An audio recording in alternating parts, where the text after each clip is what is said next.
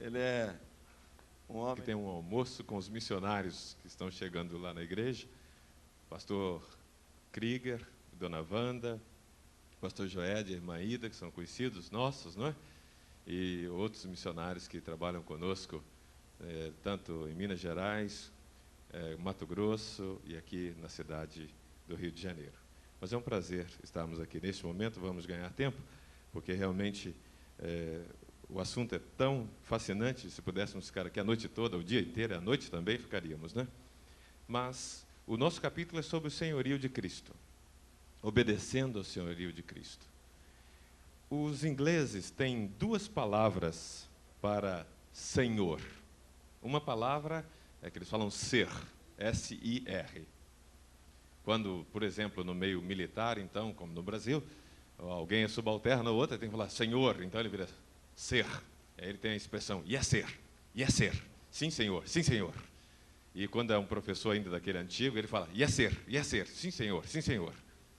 A outra palavra que ele tem para senhor é a palavra lord, que é uma palavra assim mais bonita. Então, o lord lá é o lord, o prefeito da cidade, que é uma figura mais assim, quase que especial, não é tão executivo aqui. Eles chamam de Lord Mayor, o prefeito, o senhor prefeito. Mas aquilo eu fiquei impressionado. Por que eles chamam de Lord? Ele não é lá um militar, não é nada disso. Não, mas é um tratamento mais carinhoso.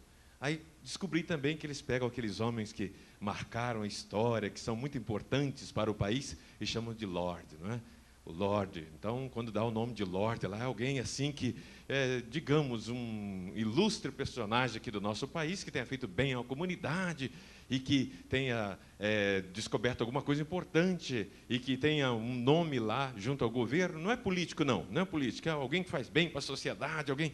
Então, ele é chamado de Lord. O indivíduo, para conseguir esse título de Lord, lá, senhor, mas tem que fazer muita coisa boa mesmo, tem que prestar um bom serviço para todo mundo. Eu fico perguntando para mim mesmo, a qual tipo de Senhor nós estamos nos referindo, como falamos de obediência ao Senhor Jesus Cristo? É aquele ser? Ou é aquele Lord? É aquele Senhor com quem nós relacionamos mais, aquele Senhor que fala com a gente com amor, com carinho, que nos orienta. O nosso capítulo 3 é um capítulo que entra numa teologia que eu não gostaria de discutir, vou apenas mencionar. Começa aí tratando de tricotomia, dessas coisas que os teólogos gostam, né? Dividindo o homem em 3 partes, etc. Mas vou apenas mencionar algumas ideias e nós vamos tentar colocar isso aqui na transparência, se for possível, pastor Napoleão. Eu não sei se vai dar com esse ventilador, está levando tudo aqui, não é? Mas vamos colocar um peso aí. Pode deixar aqui, só a primeira parte. Só. Eu não entendo nada disso. Parece que é aqui, desse lado. Isso. Dá para ler? Está meio assim, apagadinho. Vamos ver se a gente consegue colocar aqui, não é? Então, vejam só. Nosso autor apresenta, entendendo a nossa natureza, baseado em 1 Tessalonicenses 5:23. E ela coloca isso. Quando estamos falando da questão dessa divisão de corpo e alma e espírito, para ela, o corpo é onde nós temos aí a consciência do mundo. Então, a consciência do mundo. Vejam os irmãos, se estamos tratando de uma pessoa que tem a natureza pecaminosa, a natureza ainda que não foi transformada por Cristo, essa pessoa o que ela está se referindo, está com essa consciência do mundo. Depois ela trata da alma. A alma é a consciência própria, da velha natureza. Mesmo uma pessoa que já tenha experimentado, às vezes, assim, alguma coisa de espiritual, mas ainda tem aquela natureza velha, ainda não se desfez de tudo aquilo. E depois é a consciência de Deus que vem através dessa indicação do Espírito aí. Nós temos, portanto, esta divisão aí que a autora apresenta, só para fins eu creio, didáticos. Não precisamos entrar nas questões mais complicadas em relação a essa divisão de homem, corpo e alma, espírito, ou corpo e espírito. Agora, a outra parte, meus irmãos, nós temos aqui, tratando desses 3 tipos de pessoas. O homem natural, claro que ela está se baseando aí nas cartas de Paulo, principalmente 1 Coríntios. Para ela, o homem natural é onde nós temos a indicação de que Cristo está fora da vida. O eu é quem dirige. E essa é uma pessoa perdida. Então, nós sabemos o que Paulo diz a respeito disso. O homem natural não compreende as coisas do Espírito de Deus. Por quê? Porque lhe parecem loucura. Mas o que é espiritual discerne bem todas as coisas. Então, essa é a diferença que nós temos lá. E ela indica o outro tipo de homem, de pessoa, que é o homem carnal. Ela diz, Cristo está na vida, mas o eu está na direção. É aquele crente imaturo. Eu tenho Cristo sim, mas eu sou dono do meu nariz. Eu que dirijo a minha vida. Cristo está lá, Ele é meu Salvador, tudo bem, eu reconheço isso, mas eu é que vou definir todos os planos, etc, etc, para a minha vida. Agora, o outro item é o homem espiritual. Cristo está na vida e na direção. Esse é o crente maduro. Então, é o crente que reconhece aí o senhorio de Cristo, não é? Agora, tem uma mudança de um estágio para o outro.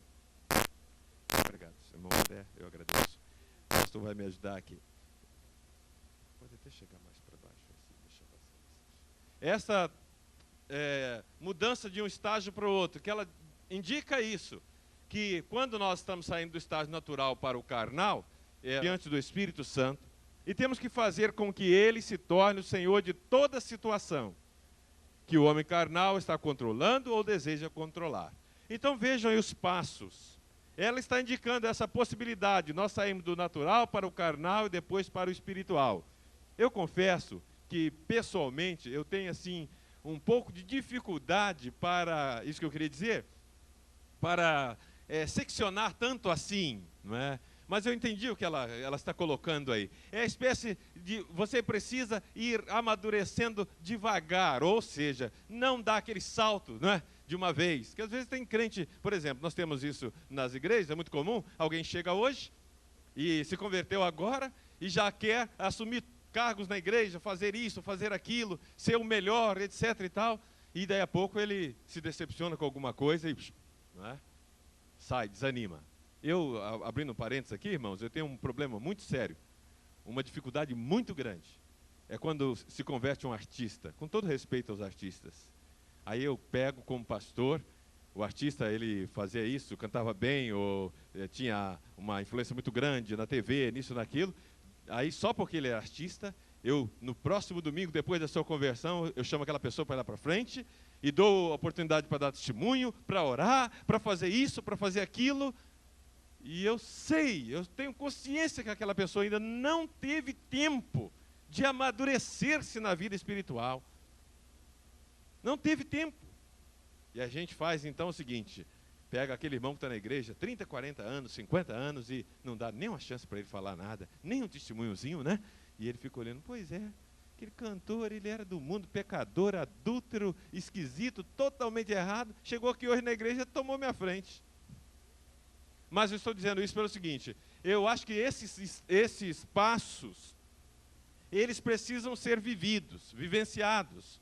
Precisa a pessoa reconhecer essa necessidade de mudança de um estágio para o outro. Ela tem que arrepender-se de toda a carnalidade, de todo o pecado, seja aqui ou aqui. Ela tem que ter essa noção de que, apesar de se já é salva, precisa de estar diante do Espírito Santo. Porque é o Espírito que vai conduzir, que vai nos orientar, que vai nos dar condições para que façamos a vontade de Deus no lugar certo, na hora certa, como Deus quer. E Deus precisa ser Senhor de toda a situação. A pessoa que está controlando a sua vida, ela erra porque não vai poder discernir qual é a direção. Nós sabemos disso. Isaías está dizendo, o Senhor está dizendo lá, os meus pensamentos não são os vossos pensamentos, nem os meus caminhos, os vossos caminhos, diz o Senhor.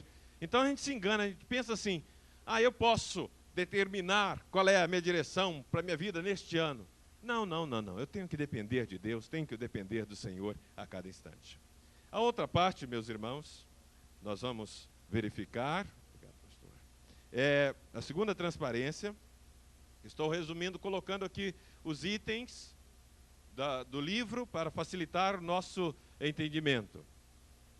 Agora, quando nós vamos chegar no outro chegamos no estágio espiritual, nós temos que permanecer, é o que ela diz, permanecendo nesse estágio espiritual. O que nós precisamos para permanecer no estágio espiritual? Diariamente, esta a ênfase que ela dá no livro.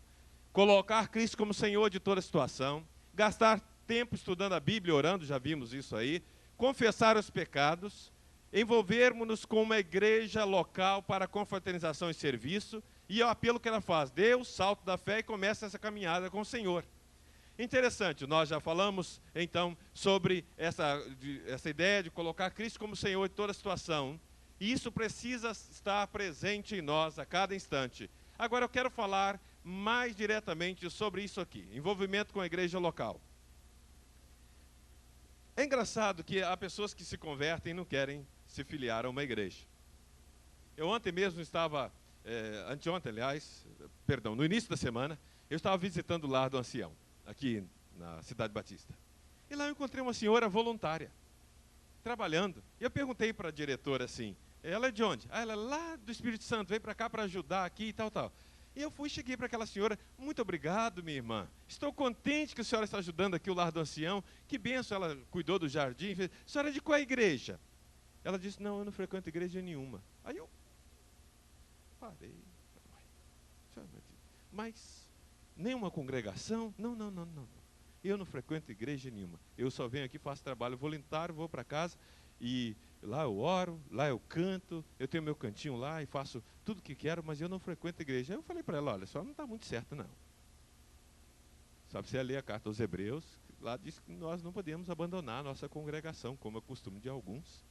E falei para ela precisa estar envolvida com uma igreja. E quando eu estava lendo o livro, eu falei, aí estava o apelo, a situação daquela pessoa que precisa estar, então, dentro de uma igreja para desenvolver o seu estágio espiritual, não é? Crescer nesse estágio.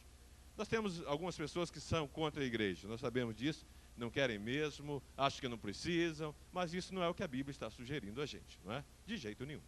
Nós precisamos da igreja, a igreja é o corpo de Cristo. Agora, aprender a andar em espírito. Obrigado, pastor. Nós temos que aprender a andar por nós mesmos. E os irmãos sabem que algumas pessoas têm alguma deficiência em termos física e não podem andar por si mesmas. Mas, mesmo aquelas pessoas que têm maior dificuldade, a sugestão dos médicos é que, se possível, elas se movimentem. Alguém que teve qualquer acidente está tratando lá, o médico não vai querer que aquela pessoa fique na cama a vida inteira. O médico vai sugerir, faça algum movimento.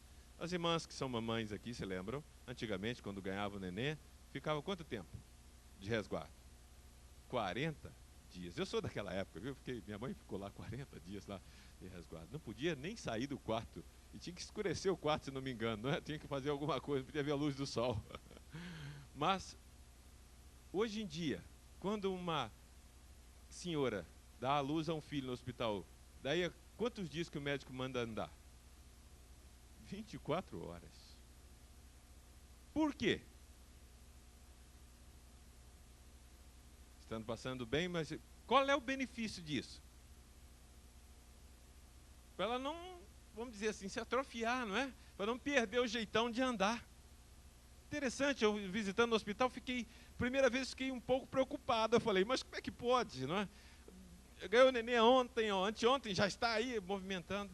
Então perguntei para a enfermeira, tem que se movimentar, isso faz bem para o corpo, vai ajudar. Então ela tem que começar a andar por si mesma. Aí a enfermeira falou, antigamente ficava pegando pelo braço, caminhava lá para cá, agora a gente está tentando deixar mais à vontade. Interessante, não é? Então vejam isso, andar por nós mesmos. Não vamos ficar dependendo do pastor, não é?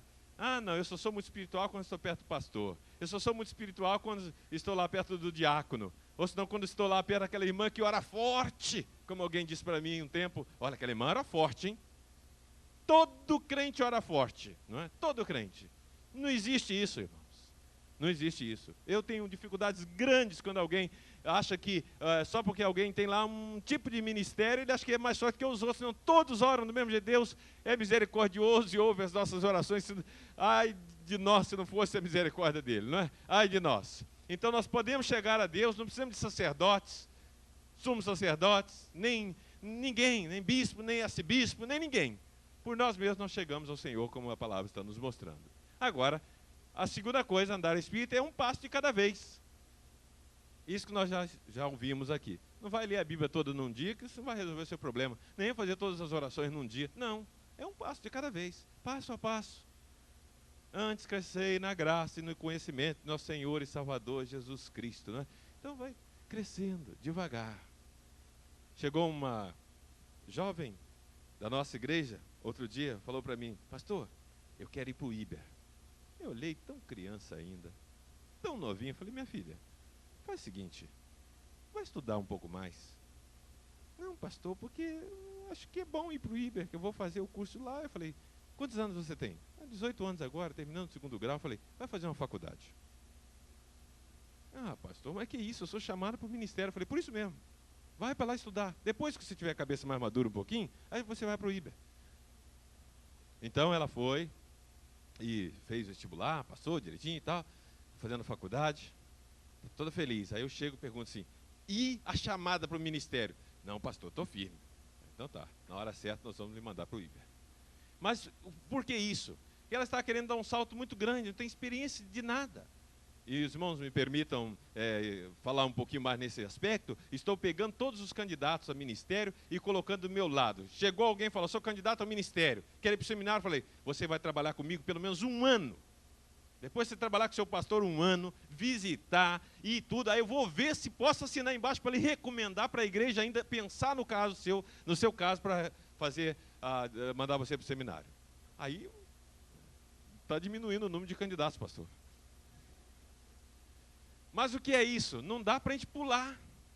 Não dá para a gente chegar lá. Tem que ir devagar, não é? Então, para isso nós precisamos de força para caminhar. E ela fala de força e fala do poder do Espírito, não é? Nós precisamos desse poder do Espírito. Quem somos nós, meus irmãos? Precisamos do poder do alto. Não podemos pastorear a igreja, nem fazer evangelismo na igreja, nem encontros, sem o poder do Espírito Santo no nosso meio. E eu vou agora falar de nós mesmos, né? Nós batistas. É bom a gente falar da gente mesmo, porque não deve nada a ninguém, não é? Eu estou preocupado com o número de atividades que as nossas igrejas estão desenvolvendo, e as nossas juntas, e as nossas organizações. Eu não tenho nada contra nenhuma dessas coisas, mas tem hora que não dá tempo nem de tomar um fôlego. Acaba um congresso, começa outro, acaba um, começa outro, acaba um, começa outro. Eu falei, Senhor, a gente precisa tempo para meditar, para poder, então, descobrir onde nós vamos aplicar isso e com que poder nós vamos fazer isto. Alguém outro dia chegou e falou para mim, pastor, vamos fazer um congresso jovem? Eu falei, para quê? Não, é porque, pastor, lá a igreja tal faz, o grupo da associação tal faz. Não, por isso não.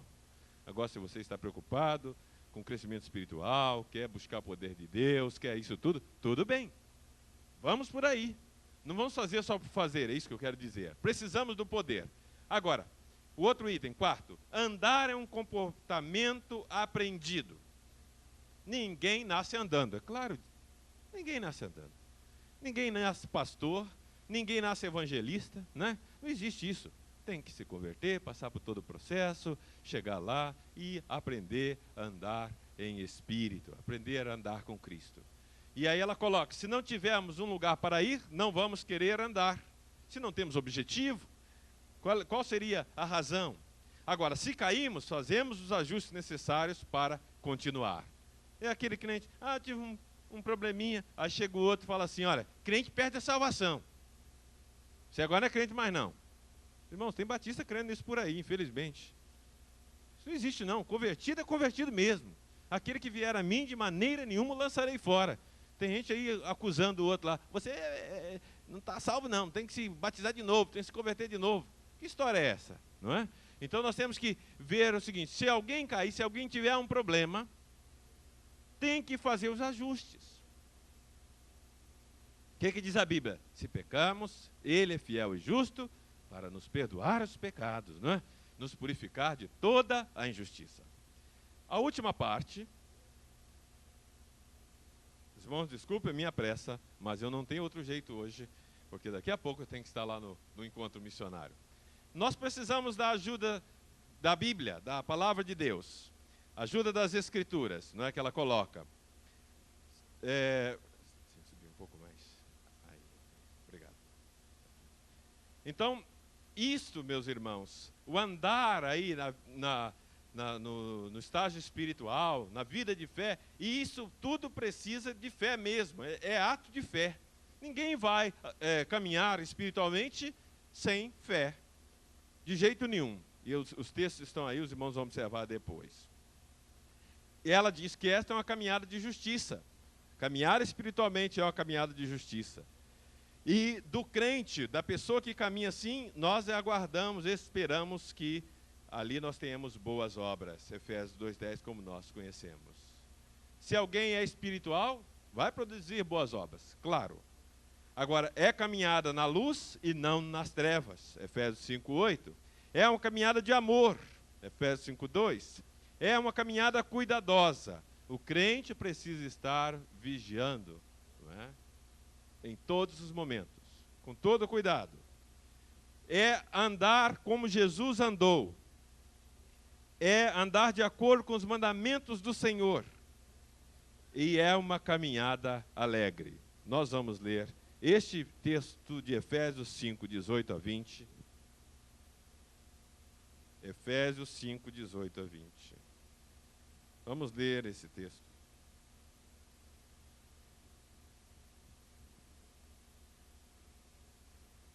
E não vos embriagueis com vinho, no qual há devassidão, mas enchei-vos do Espírito, falando entre vós em salmos e hinos e cânticos espirituais, cantando e salmodiando ao Senhor no vosso coração, sempre dando graças por tudo a Deus, o Pai, em nome de nosso Senhor Jesus Cristo. Meus amados irmãos, tudo isso nós aprendemos a andar com Cristo, a andar na vida espiritual, de acordo com a vontade de Deus, e uma caminhada feliz, porque nós sabemos qual é o nosso destino, sabemos onde vamos. Que Deus nos abençoe. Amém. Eu quero agradecer, pastor, a sua ajuda, e quero pedir desculpas aos irmãos por não poder continuar aqui com os irmãos hoje. Obrigado, pastor Laurindo, por esta sua contribuição para o nosso congresso. Irmãos, nós estamos já aí no horário do almoço, né? A Jaelita deveria ter aí do seu período para o capítulo seguinte, todavia queria ouvir lá o nosso administrador geral, o irmão doutor Marcos, qual é a sua instrução? Como é que está o almoço? A tempo? Seria melhor a tempo para mais um período.